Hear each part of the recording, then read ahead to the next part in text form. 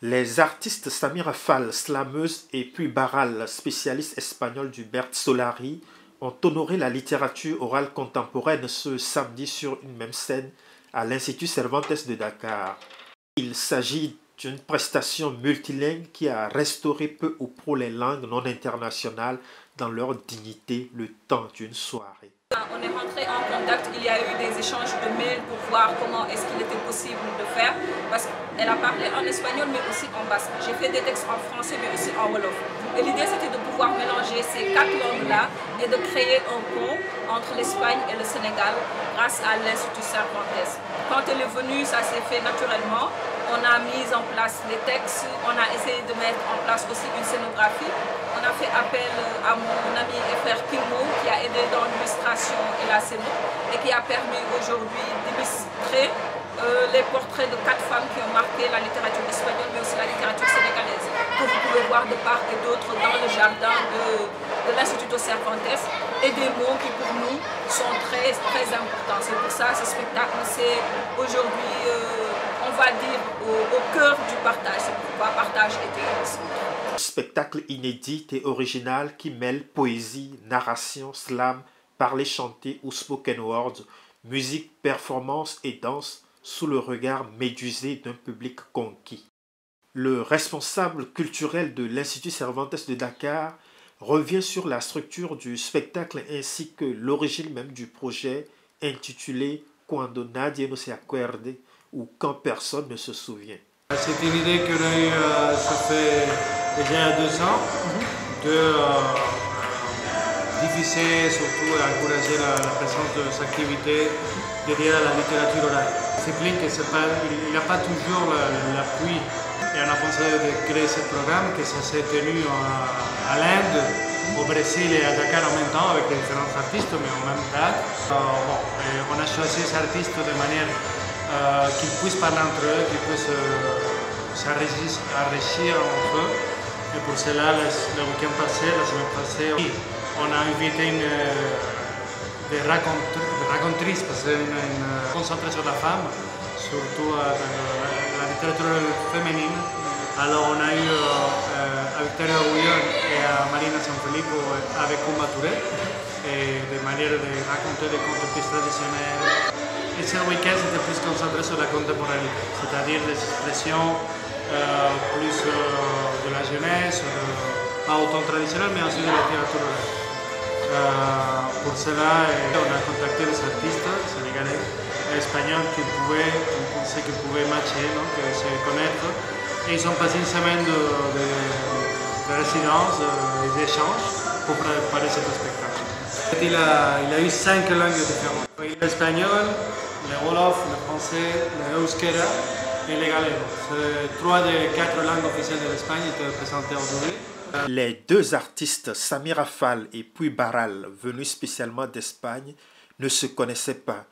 Toutefois, elles ont réussi à offrir un spectacle cohérent et captivant dans le cadre de ce projet. En ce qui concerne les spectateurs, le week-end est bien gagné avec cette prestation puisque les 2 artistes sur scène ont pleinement répondu à leurs attentes. Une bonne première pour certains. Bon, d'abord, pour moi, c'est une toute première expérience.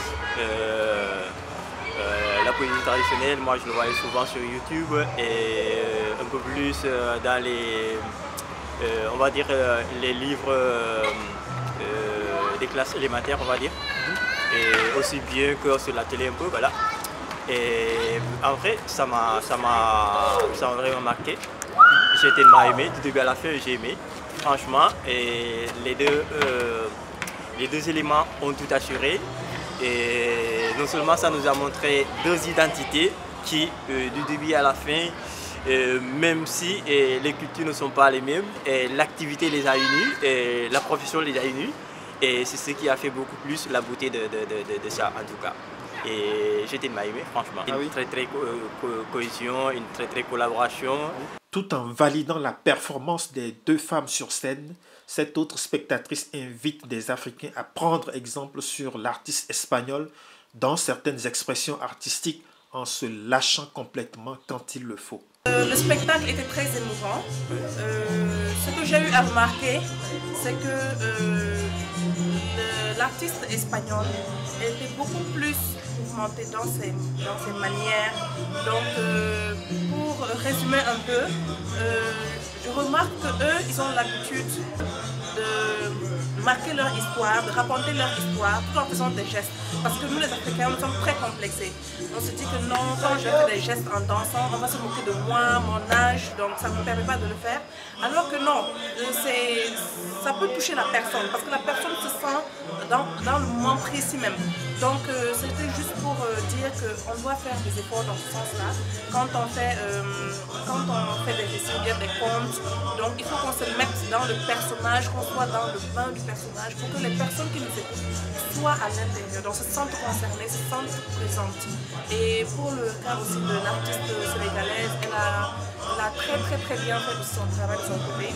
Et ça m'a permis de savoir que les gens d'aujourd'hui pensent que l'amour, c'est juste, on parle juste d'amour, amour. Non, il y a l'amour dans plusieurs sens. L'amour d'une mère envers sa fille, d'un père envers ses enfants, de deux amis, garçon ou fille. Donc tout ça, ça joue, tout ça c'est lié par l'amour. Et l'amour doit être sincère. Et on peut parler de l'amour sans être vulgaire, tout comme l'a fait l'artiste.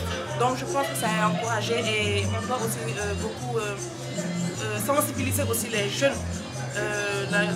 Parce que maintenant, tant que c'est pas vulgaire, on ne parle pas d'amour. Alors qu'on peut parler d'amour sans pour autant être vulgaire. C'est ce que j'ai retenu d'aujourd'hui et c'était vraiment spectaculaire.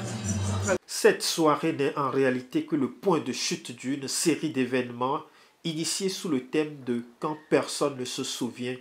Il s'agit d'une triangulation culturelle intercontinentale simultanément exécutée dans 3 instituts Cervantes de 3 capitales, de 3 pays sur 3 continents différents et qui mettent les femmes au cœur de cette littérature orale contemporaine.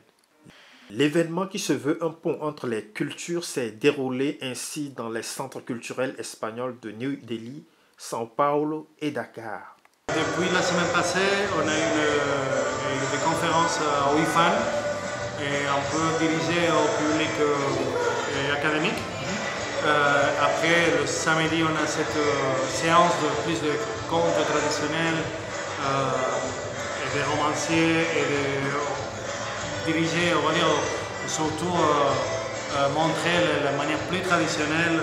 Ce cas-là, c'était le sud du Sénégal, à Casamance et les centres de l'Espagne. Et aujourd'hui, voilà, on a fini avec la contemporanéité, avec Dakar plus urbaine aussi, Dakar et Saint-Sébastien, Donosti. Quand Nadia nous s'est accordé, quand personne ne se souvient, c'est quoi le message derrière? Pourquoi quand personne ne se souvient, cuando nadie se acuerda en espagnol, c'est le nom de tout le programme, c'est-à-dire le programme qu'on a ici, et aussi comme je disais à l'Inde, à Nouvelle-Delhi, et à Sao Paulo au Brésil. Quand personne ne se souvient, c'est comme on dirait, c'est la littérature orale. Une fois qu'on l'a écrit, on peut dire, elle est morte, parce qu'elle n'est plus orale, c'est déjà écrit. Alors, on a joué un peu avec les jeux de mots de si on ne se souvient pas parce qu'on ne va pas se souvenir parce qu'on va l'écrire. Non, c'est la littérature orale, il reste toujours chez nous avec des contes, avec des énigmes, des chansons, des poèmes qui se transmettent de génération en génération. Et aussi qu'il y a une création, une nouvelle création aussi qui sera la tradition du futur. Et c'est pour cela qu'on a fait ce programme.